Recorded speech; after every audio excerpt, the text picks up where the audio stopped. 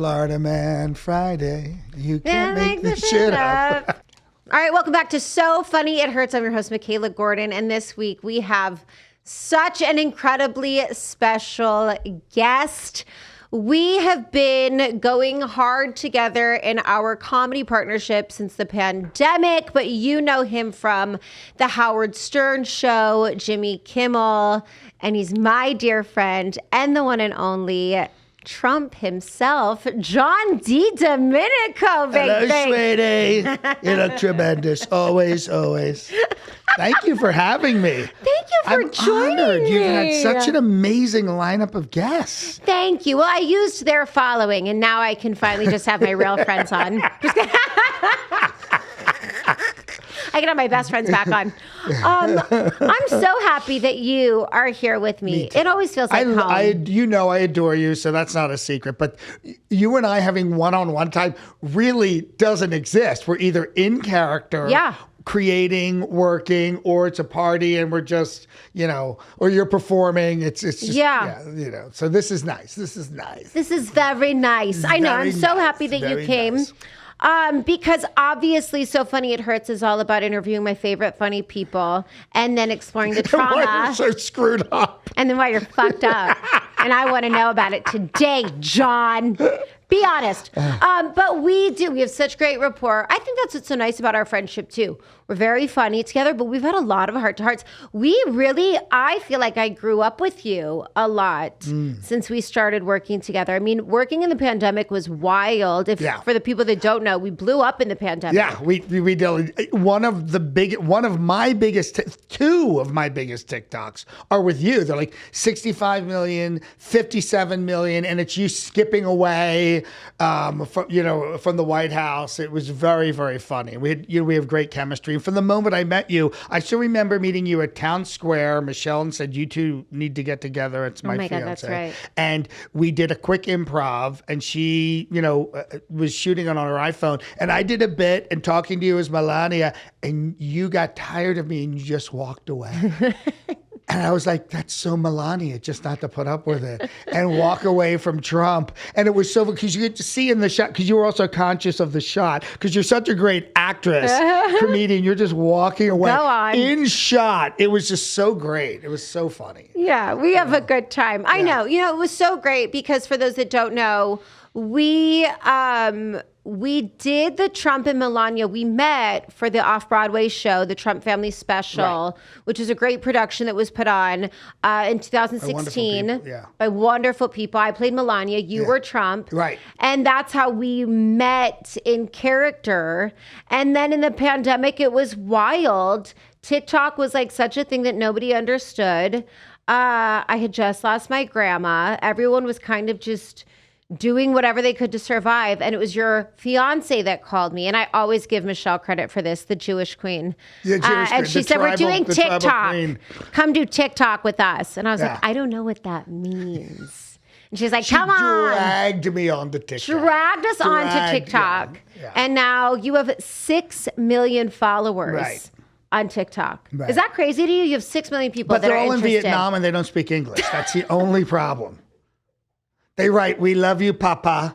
We love you, Father. We love you. Yeah. I'm half kidding. But when we did our last live, the number one city in the world that was watching us was Phnom Penh, Vietnam. I'm not kidding about that.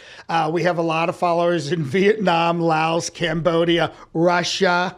Stop. Yeah. So and when I'm on, they listen. They listen to me. They listen. It is kind of funny. But a lot of them were right. We love you, Papa. We love you, Father. And I'm thinking, like, do they think I'm Stalin? Like, what? What is going on here? So, they think you're Trump. Yeah, but we're doing more lives. We're getting a bigger U.S. audience, and people that we can, the stuff that worked for you and I was very silly stuff. It was silent movie, cartoon fun. Me spraying you with the money gun, millions and millions of views while you danced around. They absolutely love that. So I'm trying to do stuff where it's more verbal. Well, you do. What I do. I love you, Papa. Can you hear me? But you do all different types of impersonations. Yeah, and all different types of comedy. I do the long form and the short form, and so I try to just break it up because I get very bored and restless. And, Lots of characters. And I want you to do some of your impressions later because you do the best. You're the best. Thank you. But you're from Philadelphia, which I love. My family's from Philadelphia. Yeah. That bonded us as well. Right. Eagles fans through and through. You Yeah. didn't wear your Eagles ball cap today. I don't know what happened there, Yeah. but so happy. Slipped and we're Los Angeles Dodgers. So. What were you thinking? But you're a funny guy, back east Italian. Yeah.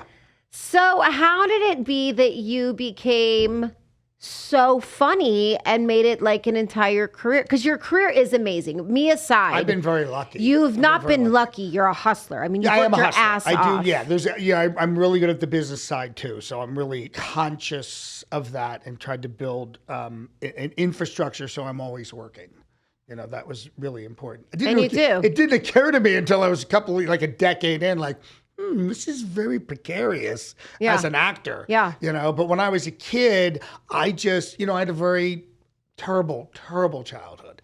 And, but I knew I loved comedy, and the most amazing thing to me was, and it was I'm older, but it was Ed Sullivan and Mike Douglas and Merv Griffin, and they had a lot of comedians on, which I loved. I loved the relief. Even as a kid, I was probably laughing at stuff that was over my head, but it was just so nice to laugh because it was, my house was a lot of tension in my home growing up.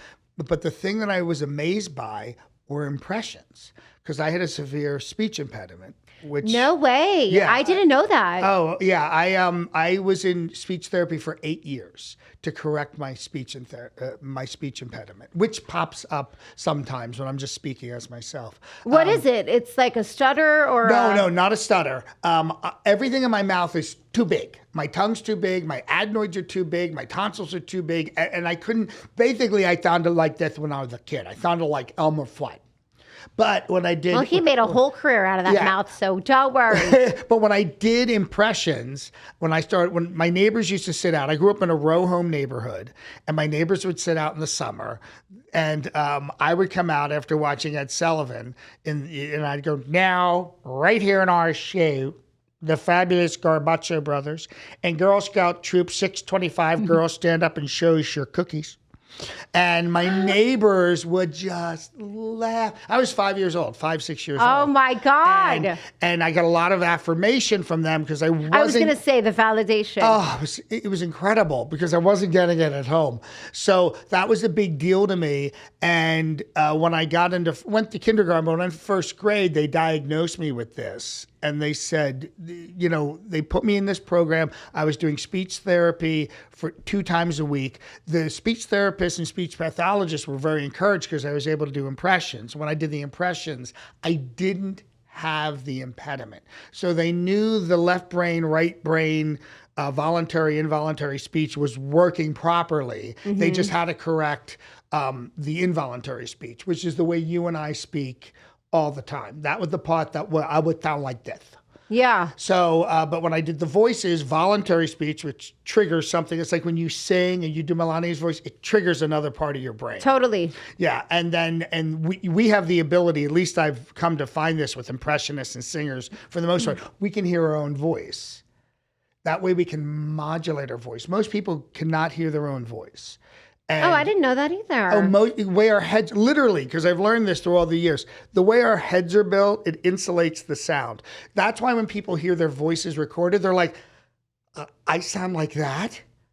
Does that? So that's not like an insecurity. They really cannot hear their own voice. You cannot hear your own voice. Your own voice is actually muffled. You actually sound better to yourself than you actually sound. So it's but Thank God I can hear it. I'm like, hello, everybody. I know that I sound like this. Did you, if you hear recording back, you hear it. If you're on one of those weird delays on your phone and you hear yourself, hey, how you doing? Hey, how you doing? You're like, wait a minute. Who's that little twerp behind the phone? Who's in my phone?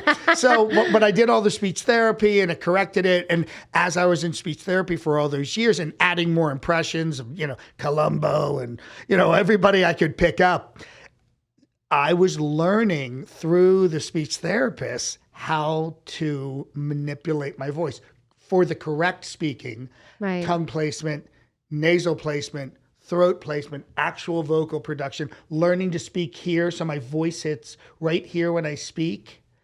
So all those things are, well, wait a minute, if I can do this, then I can do that. And I can do this. And that's how I could do more voices because I had I had a schematic of how to do different voices. Right. So like when Austin Powers came along, baby, you know what I mean? I knew how to do that already, you know, or if it was just that was much later, but all through the years of growing up, you know, listening to Groucho, I love Groucho, and I would listen to the way he spoke.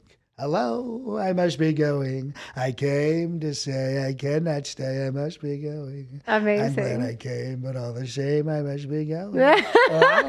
So, and I would pick up all the voices that way, and it was so much fun for me to perform for people. And I'm sure you're the same way. When you were funny, people listened.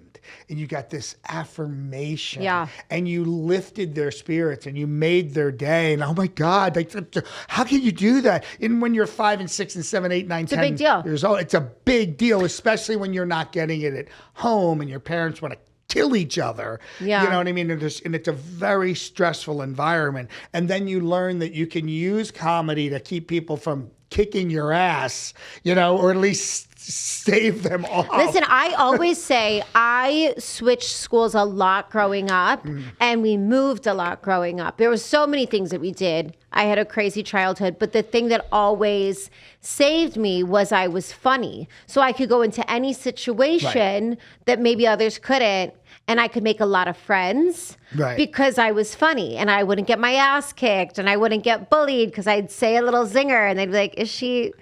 But they may have also thought I had mental challenges, but they were still nice to me. But where did that come from for you? Where did that like organically come out of? You just put 2 and 2 together? I think it goes, I think I went wherever the validation and love was. So being young, 5, 6, same for me. Yeah. I just wanted love. Right. So if that's what got me love, I just did more of that. And like anything repetitive, I became good at it.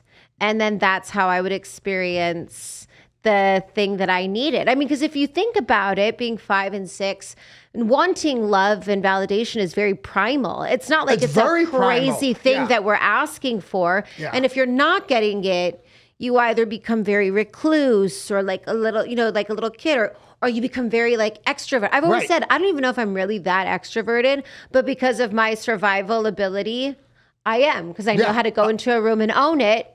That's what got me what I needed growing up. Right. Because I couldn't, you know, my mom had dealt with depression, a lot of those things, and she was kind of remote in a way. She was there, and she was my best audience. But there wasn't a lot of there wasn't a lot of mothering there. Like nurturing. Nurturing. It wasn't nurturing. I entertained her. Right. You know, and that's how the construct of the relationship was kind of like that. Like I was her little entertainer. And my dad was, you know, World War II veteran, factory worker, you know, busted his ass, would be up at, you know, 5:15 in the morning, be at the factory until like 5, come home, have dinner. The guy was, you know, he was very tough and not non-emotional because he had serious anger issues. So you had to like walk. Like vulnerable. Yeah, just eggshells. Just you do not want to set this guy off. So it was hard. So then I had to like, for him, I couldn't be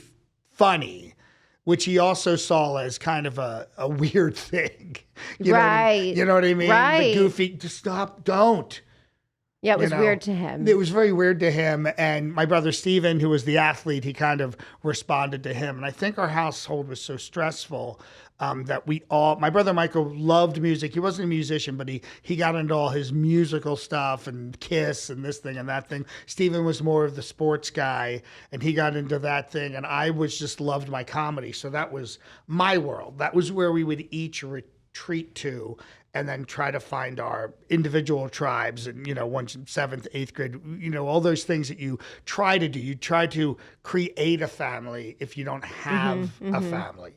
So what happened? What was the point that you said, I want to do this as a career? Because also, I mean, kudos to you having such a rigid, by the book upbringing.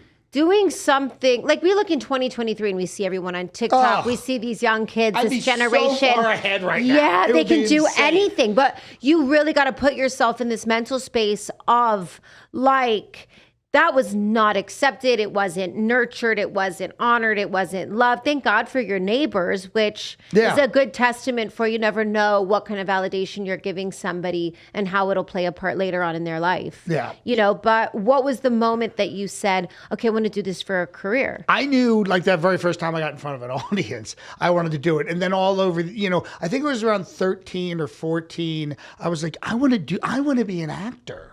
I want to be and that was the other thing. I wanted to be everything. I was making films. My dad did buy a Super 8 camera at one point, and we used to watch old Abbott and Costello movies on the projector. But we made movies. My brothers and I did a Rocky parody in '76 when the movie came out. I did a terror photo. I did a lot of stop animation. So I was making movies. I wanted to be a stand-up comedian. I wanted to be an actor. And that's tough too, because I'm doing that now. I'm kind of the hyphenate I always wanted to be. Yeah. You know, I do everything. But now at that time, when you have zero connection.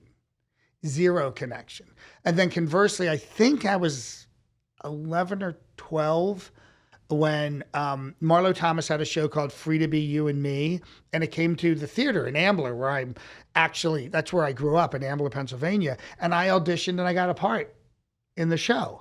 And it was one of the lead roles, because the show is about all the children play the adult roles and all the adults play the children roles. And it's about being who you actually are. And it's a beautiful show. Probably be shut down now because... Canceled. Definitely getting canceled. You can't express yourself. So, but the show was great, and it ran for like a month. And that was my first taste of doing a show. Yeah, and you were like, I love it here. This is great. I'm with this group there were kids my age and younger and a little older who all were performers. Like you found your tribe. Like the circus came to town. And they were from all over, and all over, like, you know, all the different counties. And then I wasn't prepared for this, but when the show ended, I had never had experienced anything. Oh, so you were gutted. I was gutted. Like that first night where I wasn't going to the theater, I cried my eyes out for 3 days, because these people had become my friends and my family, and I'd fallen in love with a girl who was my age, and like, I'll never see these people again. How old are you at this point? I think I was 10 or 11. I was 11 or 12. I was 11 or 12. Did your father go see the play? Did your parents support it? I think they saw that one. I remember when, he was an interesting guy. He came to every football game. He came to every wrestling match. He came to that stuff. And later on, as I was doing more professional stuff, he came to my shows. He was supportive in another way. I just think he was so, I don't know, he was just a very angry guy.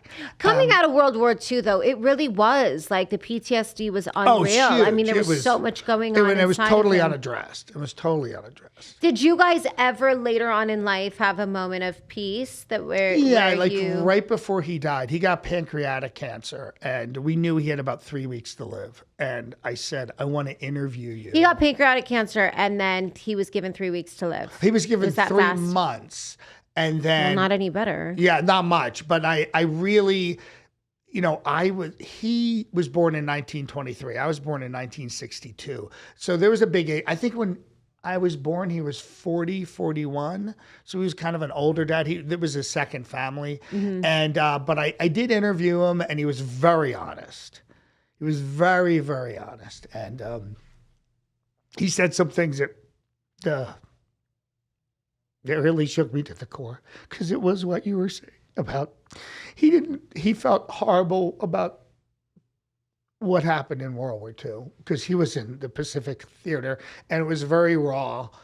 He was with the people who built the roads and the runways. So when he told these stories about, like, they were out of food, they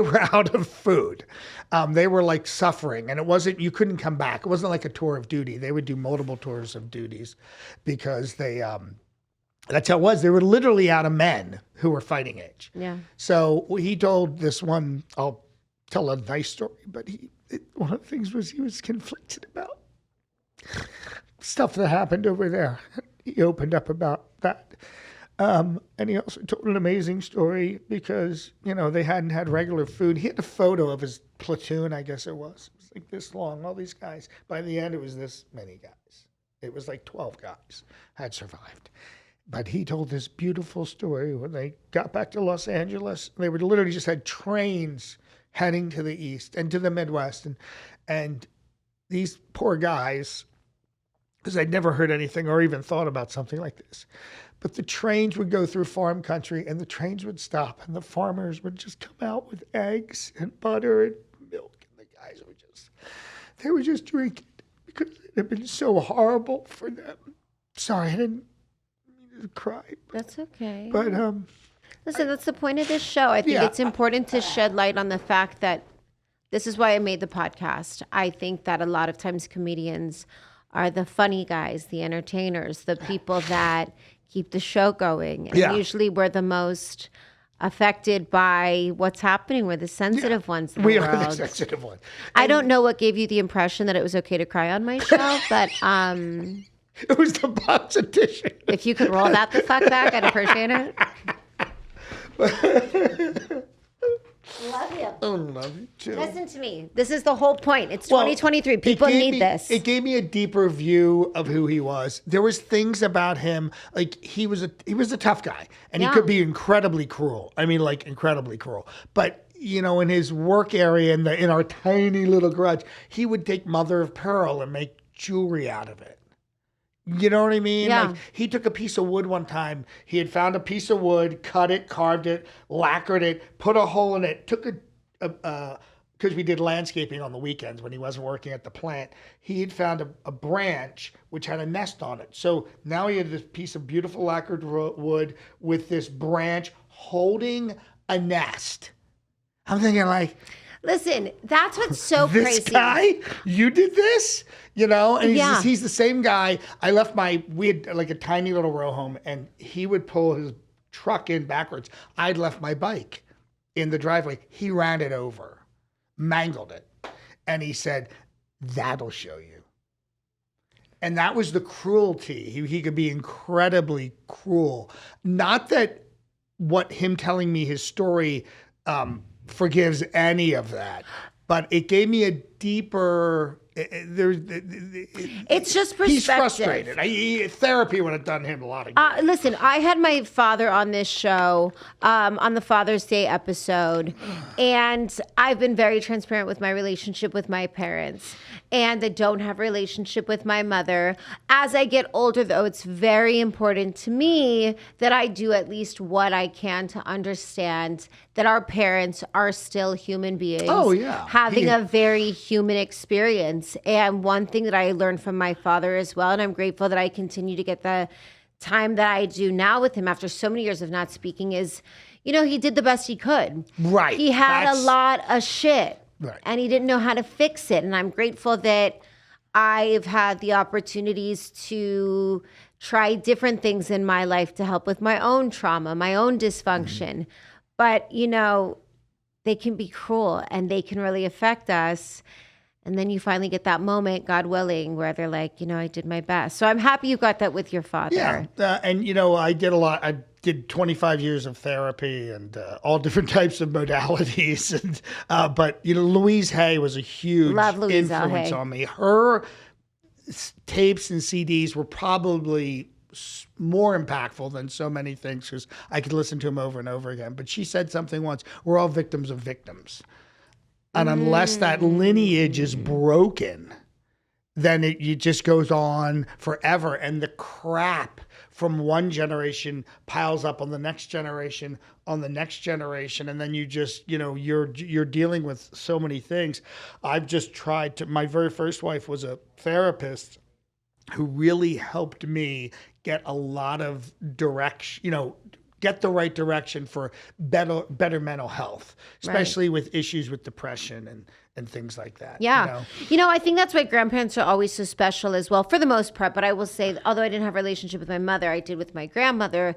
And I think it's because the kind of mother that she was, she learned from and was able to show up as a grandma in her much older age. She knew what worked and what didn't work. And so I always think that that's such an interesting thing as well. Like the older they get, they really do, I think just get a little softer. Now let's fast forward a little bit to better days where Jesus Christ, bring the show down, John. Bring the fucking show down.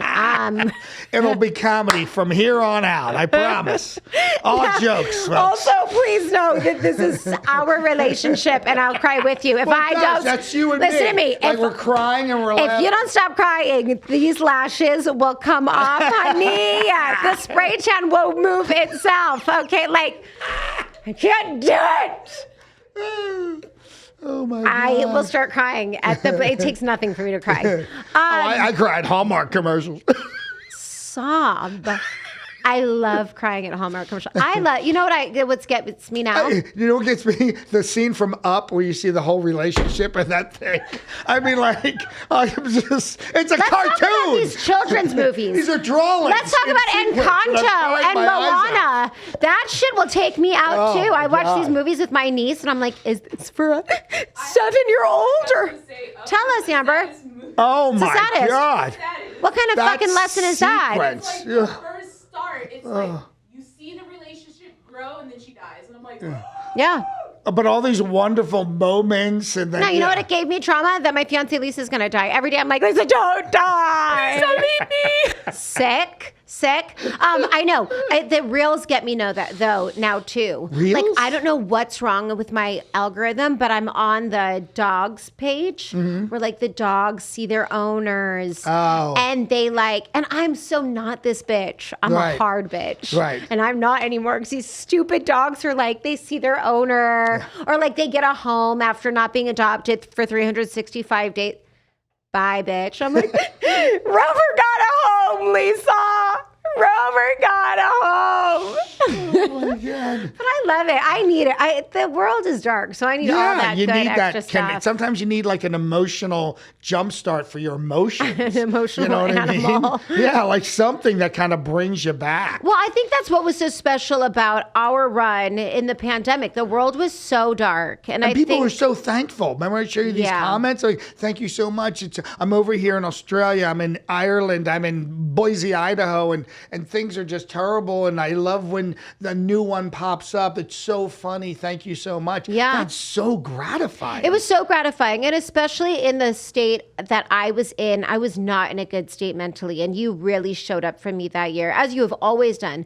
I was in such a dark place. And to have the ability to just hop in front of the camera for a couple hours a day and sort of forget what was happening in my personal world and make all of these people laugh. I mean, that is the power of comedy, and that is the comedy tragedy of it all.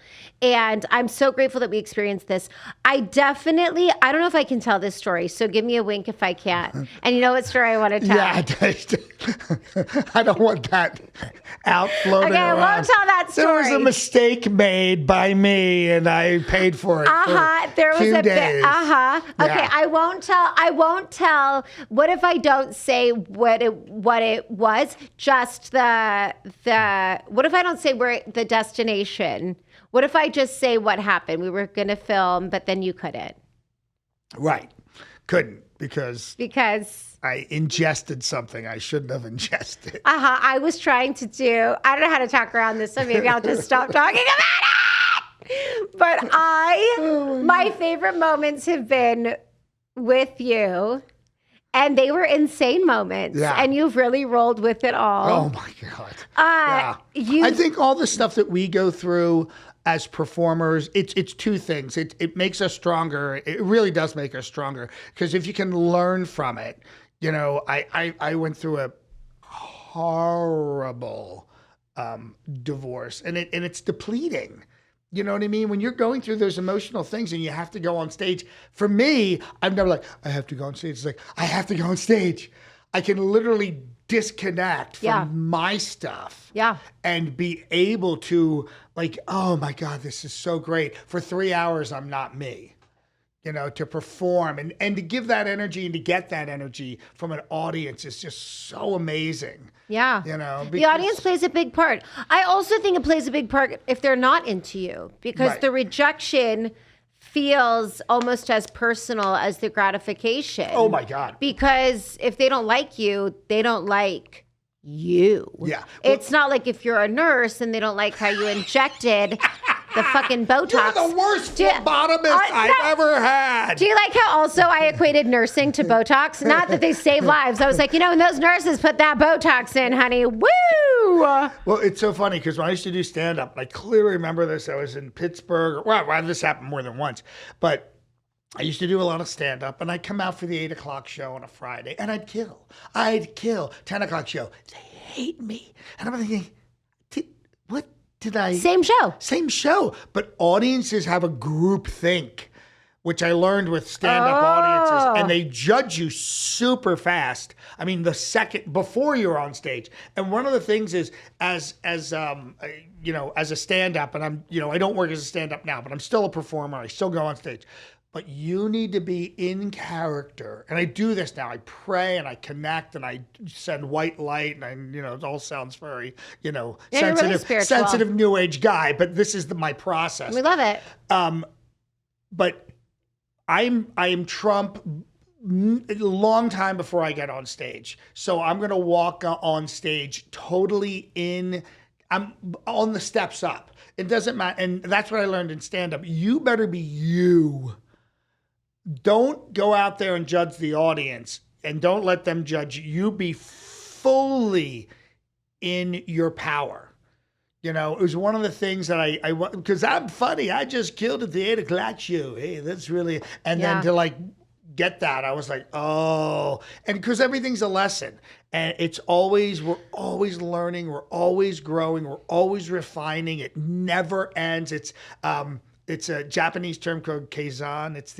It's the lifelong practice of always improving.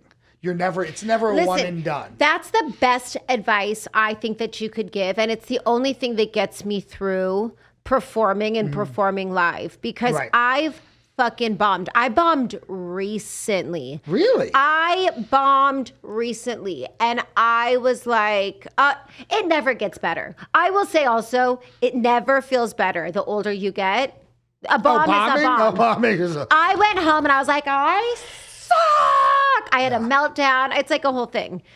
And then I was like, all right, bitch, well, how do we fix it? And then thank God that happened. Thank God the incident happened that did, because I picked it up, I fixed it, and it ended up being like this winning attribute at my next gig. Right. And I think that if you can, like you said, take the bomb or take the fuck up or take the it didn't work this time and then go, okay, how do I respin it? It comes in later at the next thing, and it's the thing that kills. Yeah. Yeah, it's the thing that kills. Lead with your weakness in that sense. Not on stage. Right. learn from it. But I have to tell you a quick story. I did a bunch of shows and they were all happened to be Trump for corporate audiences. And then I had a group of 10 CEOs. It was at a retreat. And I actually did it the year before, and it went really, really well. But this year they moved me to another room at this lodge that one of the guys owns. And I got on stage for rehearsal, and I said, there's no light on me. I'm literally in the, on stage in the dark. All the seating, all the chairs had lighting. And the guy said, yeah, usually we use this for daytime stuff, but we wanted to use it for you tonight. And I said, are there any lights? I mean, I'll take work lights. I just need something on my face. So I go back to my room, get into Trump. I'm all ready, have my script, marking it up, walk down, and I'm get to where they're about to, bring me in and play the music. And I said, "You get me lights?" He goes, Yeah, we got the lights from the carving station. The heat lamps. John. I get on stage, and there's 4 heat lamps coming up to me. I look like the movie Frankenstein because I'm being lit from the bottom, but they're hot. I mean, they're really hot. They're from the carving station. So within seconds, I'm sweating as Trump. And I say, can we turn these fucking lamps off? I said, it's a little hot up here. It's a little hot. And we shut up. But I'm thinking I have been a professional performer since 1986. There are days when you feel like you're just like, can I get a fucking break? Wait, and this not the carving lamps. Heat lamps. Heat lamp. I have photos. And you're in full makeup, wig, a suit. everything. And this is this summer, and it's been crazy. And then I go to a show in Chicago, and it goes great, and it kills. But the thing was, that particular show, other than the heat lamps, it was just 10 guys. I was doing comedy. I was doing stand-up. Trump stand-up for 10 guys. Yeah. And the agent, not my agent, but the other agent who got it, went to my agent and brought me in, was there. And it went fine, but it wasn't the guffaw laughs I was hoping for, which I got in the year before. And it was one of these things where you can never, like I killed last year. Every booking, even for the same people, is different. Yeah. And it didn't go that well, and I was bummed because that agent was there, but, it was 10 people. Like, I can only do so much. You can only do so much. Yeah, so you want to keep that. You always, because when you're performing, you're always like, well, the agent's here, my client's here, this is that, and you can get in your head about that stuff. Well, what's funny, too? Somebody that I love very much, I know is going to be watching this episode, and she's a very prominent woman in the Jewish world. Mm-hmm. And she... Love the Jews. Love the Jews. I know. My dad's Jews. Jewish. My mom's Italian. A real pizza bagel. And she, with the way that she runs things, she decided to put on a really fabulous event that ended up, I guess some people weren't really into it. Mm-hmm. And it's a very long story, and it's not my story. I say that to say that I think a lot of strong leaders, comedians, people that are actively trying different things to see what works, to really create and just make things happen, are going to run into things that sometimes didn't work like we thought it was going to, even when it fucking should have worked. Right. And I think I would follow anybody that has bombed a million times or tried something that maybe didn't work like they thought it was, or took a lot of slack for some shit they tried. I'd follow them anywhere, because at least you're taking those fucking risks. At least you're still alive. It's like it goes by fast. Yeah, it does. And it's cool. Yeah, I'm not going to say this comedian's name. There's a very well-known comedian who's had multiple network series. I've worked with him twice. I've followed him twice. He's bombed. I mean, bombed twice. And I've come in after. I wasn't the headline. I was doing Trump, so I was not the headliner technically, but I was following him. And it was just like, I can't. It happens to the best. And he now has a brand new series. Yeah. And I'm thinking, like, he keeps working. But that's because literally that's what it is, though. Yeah. I feel like you could do all the things that will work, but you just gotta it really is that. It's that's why I love comedians. Just you bomb, you get learn. one win, and then you bomb, and I love that. You do Trump. Did it Trump? Yep. Do Trump. I want you to do a few of your impressions for us, though. I want you to give us like 30 me right seconds. on, baby. So that's Austin Powers, baby. Yeah. Of course, she's Wayne from... Hi, excellent. Hi, I'm Wayne Campbell from Aurora, Illinois. Excellent. Swing. And, of course, Dr. Evil. Yeah. Michaela, you're just not evil enough. You're quasi-evil. You're semi-evil. You're the Diet Coke of evil. Just 1 calorie. Columbo's one of my favorites because I get to do the eye. Folks, I hate to bother you. I'm a little confused. He's a great guy. Give me a Dr. Phil. Hey, everybody, it's me, Dr. Phil, and today is going to be a changing day in your life. And as a relationship thing, don't forget, it doesn't matter how flat you make a pancake, it's got 2 sides, okay? And Dr. Phil, yeah. You know what? Actually, this is great that you're here, Dr. Okay, Phil. it's great to be on your show, Michaela. I want you to start living your life as a lesbian woman. Oh, okay. Thank you. Yeah. Okay, well, I thank you for the validation. Absolutely. Now, this show is for a lot of people that need therapy. Maybe they just can't afford it. Right. What advice do you have for people that are going through a tough time, maybe have some trauma? This is such a great question. This This is my pocket right here. Listen, if you're going through a tough time, keep this in mind. You can put a kimono on a squirrel, but it still won't speak Japanese. Okay. That's the best advice. Thank you so much, Dr. Phil. Keep doing the same things and you'll get the same results. Yes, you will. Yes, the best indicator of future behavior is current behavior. Okay. Okay, Dr. Phil. Right. How's Robin? Well, she's good, but I want to talk about my new book. Oh. It's called I'm Okay, You're a Fucking Mess. It's on sale. And how about my diet book? Do I have a lot of nerve to be writing a diet book? No, he didn't write a diet book. He wrote a diet book. No, he didn't. Oh, yeah, I own that it. little fat fuck wrote a diet book. I own it. I own that book. It's the funniest thing ever. Okay, That's great. like me on how to grow hair. I'm writing a book on how to grow hair. Except I don't have any. Listen to me. I swear to God, speaking of hair, I've got so much hair. I started taking those but when I was Melania, I burnt all my hair off. Remember that? Because going blonde was awful. You're like, yeah, I remember. You look like a fucking mushroom. I started taking beautiful hair. now, but I had to start taking the biotin. The biotin. Yeah.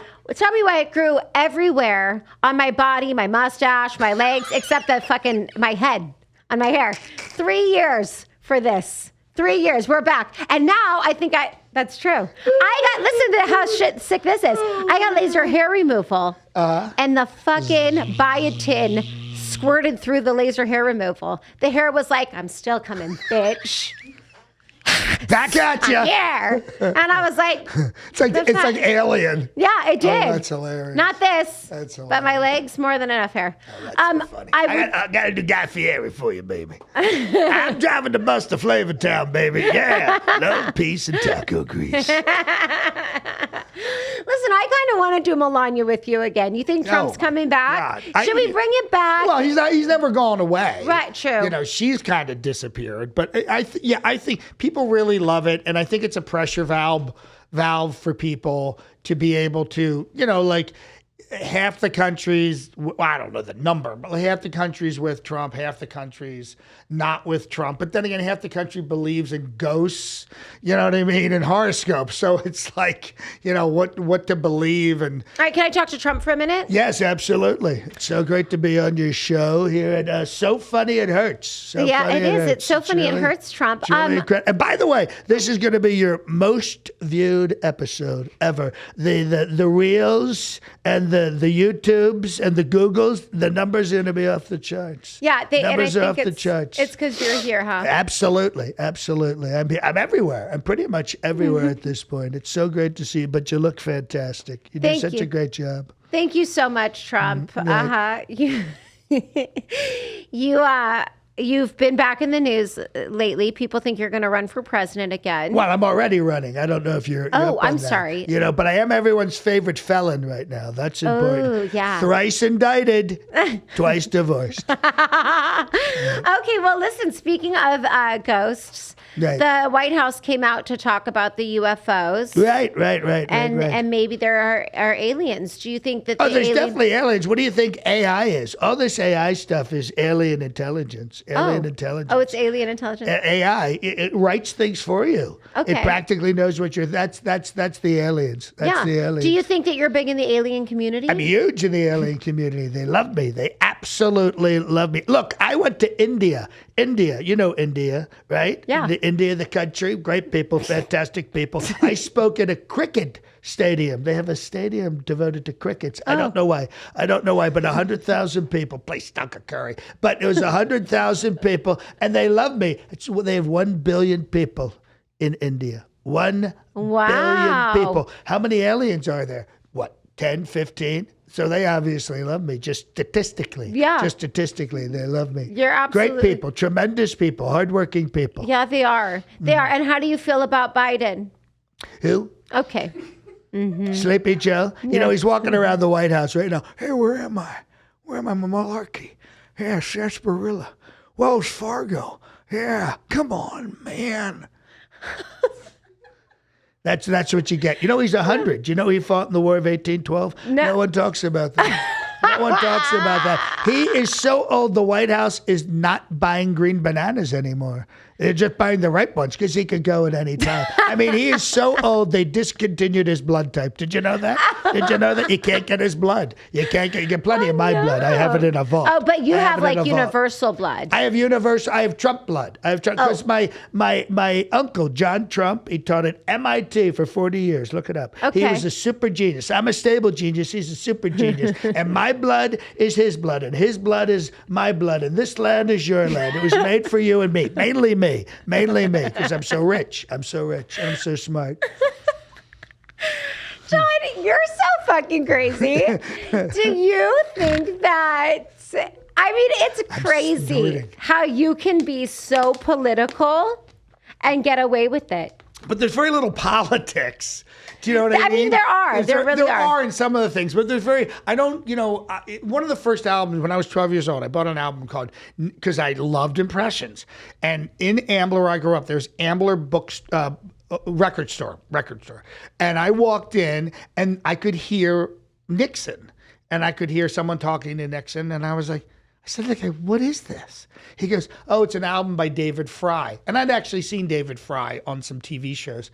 And I said, what is, he goes, it's the album's called Nixon, A 4-Year Fantasy, which you can find on YouTube, which is great. And basically, it's post-Nixon being after he left actually he was still in, but it's a narratively structured album. It's a beginning and end. It's not just random comedy bits. And it's it's Nixon meeting the Godfather and trying to get out of the Watergate mess, and all of the different storylines to the very end where he wakes up and it's all just been a bad dream. Because he ends up going to court. He ends up he goes to jail. He does the Folsom City Blues. I hear that plane a coming. Must be Air Force One. And he did 40 voices on that album. And the other person who did the remaining voices was Gabe Kaplan. And within a few years, Gabe Kaplan got Welcome Back, Kotter. And it was one of these things where I know you and Sarah, but it was the first time I could see like, oh, wait a minute. There's a connective universe of comedians. Right. You know, like they're really like for the most part, they're interconnected. Like if I don't know somebody, you probably know them and connect me with them. Well, the comedy world's small. I mean, it's big, but it's small. Well, it's big now because of YouTube. People who've never performed in front of a live audience are calling themselves comedians. It's like, okay, you're doing well and you're getting numbers, but please get in front of a live audience. See if your stuff translates. Totally. Take someone like Bo Burnham, who's just absolutely like his Inside Netflix thing was just brilliant, and it was very deep and very emotional, but absolutely hilarious. And then he gets in front of a live audience and he kills. He just kills. He knows and he also wrote a screenplay. Certain people, you actually move between a lot of different genres of entertainment. You're a singer, you're a comedian. It's just because I like attention. Well, yeah, but a lot of people like attention. You do it so well. You know how to modulate yourself in different things. You know how to modulate yourself on stage and on camera, which is I don't think you've had training for that, have you? Because you just seem to know it. You seem to know things like intrinsically. You know how to like play a room. And I think that goes back to what you were saying about changing schools. You must have quickly assessed. Yeah, it was like a little chameleon. Yeah. And you know what's so funny? It was so not something I was. Thank you for saying that. Yeah, because but that's a gift. Like able to like go in and go, these guys are a bunch of jerks. I better play it cool first, then come. You know what I mean? I appreciate that. My mom, it was something that she used to use as an insult that actually affected me for a long time. She used to go, "Oh, you're so fake. Oh, you're so fake. Really? Oh, yeah." Mm-hmm. She was really Your was like mother said that to Yeah, you? Listen, why do you think I have a whole fucking podcast about trauma? Okay, that bitch. My dad called me a moron. I mean, listen, look, we all have our trauma, but she would say that, and I would feel so fake, and I'd feel really embarrassed, and I would feel, I carried a lot of shame and a lot of guilt. I felt very stupid a lot of my life. Right. While also internally having this little piece of me that was like, you're not. you're not. You know what you're Right. doing. It's okay. And then I think when I finally got old enough, I was like, I'm not fucking fake. I just You're not. know Yeah. how to go into a room and I can be comfortable Yeah. anywhere and make others. I say that though because it goes, first of all, thank you for that compliment. And then also going back to bombing. Like it's just a lot of experience in Yeah. a lot of different places, seeing how a lot of things worked in different work and then didn't work so that you could be like, okay, I live in this area now. Yeah, you live in it's the- just like a lot of trying. But you just, you said something interesting. I'm not, you said you're not fake. I am funny. I am sometimes our internal voices, which have just been buried with insults and horrible things like that, when you pull them all off, it's like, I know what I'm doing. And I want to follow what I'm hearing in my heart. There's a drum beat that I want to hear. And I think people like Jamie Kennedy that you've had on and Michael Yo and all these people they're following their own drum beat. And if we, because we're not cubicle people, not that that's a bad thing, everyone, but Yeah. you're putting a lot out there to be a performer. You're risking a lot. You know what I mean? There's a certain point, and there's been so many great movies where, you have actors who are like 60 going, if I get out of this now, what can I do? Nothing. You know what I mean? Like you've devoted your life to something, every performer. Yeah. So we've risked everything for every day to go out there and perform. It's not like we can change at a certain point and do something else. There's nothing. There's Yeah, nothing left. Yeah. Yeah. And I think that that's a good lesson for everybody. Like, I think that we all innately know what we're doing. Like, Right, but we've arrived at that point. We were shit on pretty hard. Yeah. And when you get to that place where it's like, I know what I'm doing. But also, it's the simple thing of like, I'm not going to take advice or criticism from people I don't respect. Right. And I don't respect a lot of people because I don't think that they... Check the comments out on YouTube. That, you know what I mean? I always feel like writing well, back, it's very Bob, are you in easy. show business? Yeah. Like it's Then very shut easy. the fuck up. Yeah, it's very easy to say like I wouldn't have done that. Well, then fucking do it, bitch. Right. Do it how you would. Okay? Because I did it, whether it was good or not. Yeah, I was there. I'm playing. Yeah, I'm not sitting on the sidelines. Right. I'm in the fucking game, bitch. Right. And I'm gonna get hit because of it a few times because I'm in the game. You're catching fucking pop balls, okay? Like, Yeah. And I think that that's wherever you're at in your life or whatever gig you have or just raising a family, being a parent. Yeah, all those things, you know? I know? mean, obviously we're here as performers, but yeah, everything in anybody who's successful, I think, has come to a point where where you have to be part of the component of what you're doing. Either you're a salesperson or if you're making widgets. My dad made nuts and bolts, literally made nuts and bolts on a press for 35 years. But there's certain things where it demands more of you. We are our product. So it's very easy to get dented and dinged in the process of putting our product out. Yeah. So for me, I still, it's hard. Criticism's hard. And sometimes the criticism is so well written and so well put. Mm-hmm. It's constructive criticism. You know what I mean? I was always told when I first started acting and training in acting, they said, two simple things. If you can see the audience, because we all love to see the audience. Yeah. If you can see the audience, they can see you. And the second thing was, which sounds incredibly simple, but it's the truth. That's a thing in life too. The other thing was, if you're going to like swim in the positive reviews, well, then you better take the negative reviews the same way. Yeah. Because one's just affirmation, and one is just like, I never took that particular advice because I love reading the positives. Okay, but listen, with all the things you've done in your life, all the criticism, whatever, how do you take the criticism now? Like for somebody that's watching this, maybe new to the game, the criticism is fucking an asshole. Well, it's really funny because two things. A lot of the criticism I get for Trump is very partisan, and I can tell. Yeah. Nothing makes me happier when somebody says, I love Trump, this is really funny. Because I'm coming from a place of it's irreverent, it's satire. I'm not changing anybody's mind. I don't have a political not trying agenda. to. I'm not trying to. It's just funny. And by the way, I've been doing this character since 2004. Yeah, for people that don't know, this was not like a character that you started doing in 2016. No. It was always part of your... 2004, where most people who voted for Trump and followed Trump and all that stuff, they didn't even know who he was. You know what I mean? So it goes pretty far back. And mine is just strictly satirical. I remember, though, this is years ago, one of the early videos I put up on YouTube was Ozzy Osbourne.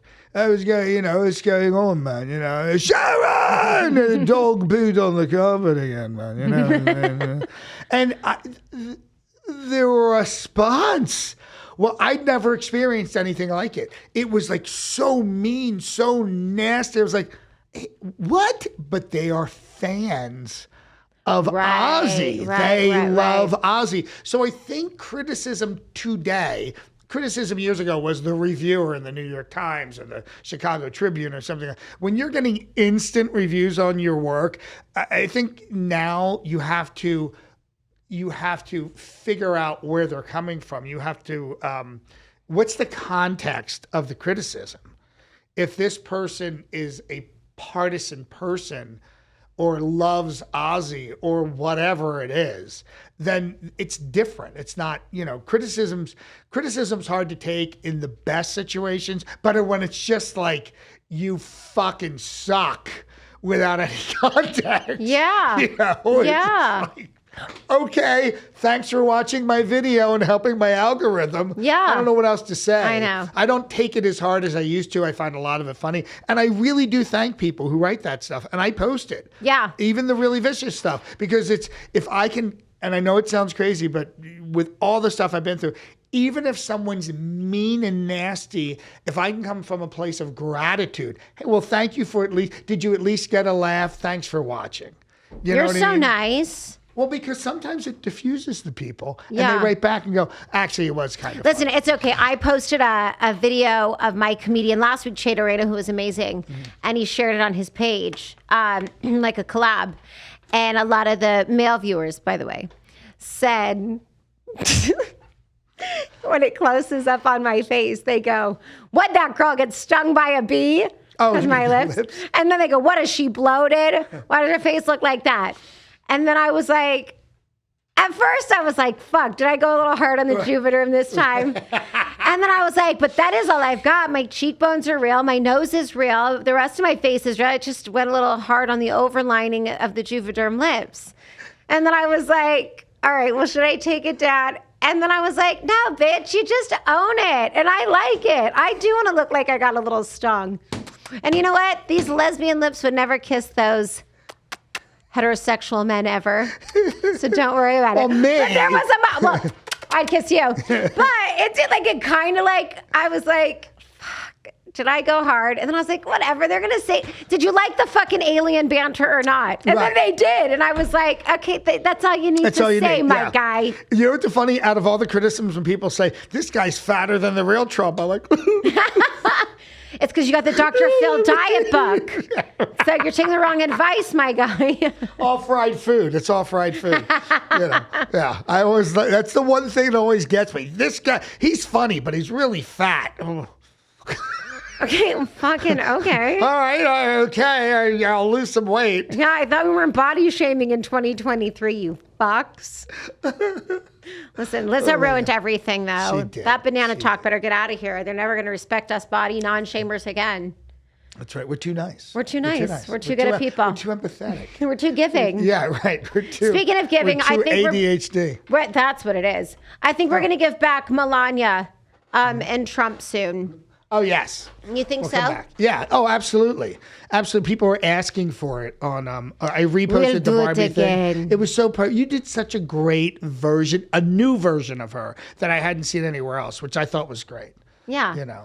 Well, listen, I love you. I can't Love wait to you, be back darling. on camera with you. Thank you for doing the show. Soon. And thank you. And I think the producer of this show produced some of our episodes or helped us, right? No, I do it. I do the show. This show. Oh, I thought I saw the attorney. Oh, our sponsor. Yeah. Our We shot it as his office. Okay, yes, he does. Yeah. He does. He helped Chris, us out. I mean, that was a huge help. Chris at Pacific West Injury Law. We love you so much. Yeah, he did. Chris has been our ride or die. Hold on. Put it on me. Put it on me. Put it on me. Put it on me. Oh, here, this one. Chris, thank you so much. One of the first episode was hilarious, and that was shot at your office. We appreciate you being in it. He's in the first episode. And he looked hot. He looked good. Ladies, Yeah. Chris is hot. Ladies. And he's a lawyer. Okay, now say thank you to Chris's Trump. Well, Chris, you did a fantastic job as your favorite client. I just want to say thank you for cutting such a tremendous deal. I'm not going to pay you because I don't pay any of my attorneys, but you did a great job. Thank you so much. You know, I shouldn't have been an attorney. You know that, Melania. I should have been an attorney. You should never. You have a lot of law trouble, but you are no lawyer. Chris, I miss you. If you want to see me sometime. Call me, Just give Chris. me a You got my call. private number, 1-800-TRUMP. Come down to Mar-a-Lago. He golfs, right? He golfs. Is he a golfer? He's a big Have a golfer. great time. Yeah. Chris, we love you. Pacific West Injury Law, we love you. Johnny, I love you. I can't wait to do our show again now that we're back in Vegas. Thank you for everything. I'm so proud of you. I want to be your Gomez. I want to be. We should My be the- Gomez? yes. Yeah, say I'll less. be your Gomez. Say less. Yes. Well, with the biotin, I'll be Gomez. It's a nightmare over here. I love you. Let's do it for Love you, Halloween. honey. Yes. Bye. So Funny It Hurts is brought to you by Pacific West Injury Law. Got into an accident? Contact Pacific West Injury Law. Also, there's nothing better for your mental health than a great workout. And our episode is brought to you by Fit Club, the only place to be. It's so funny, it hurts.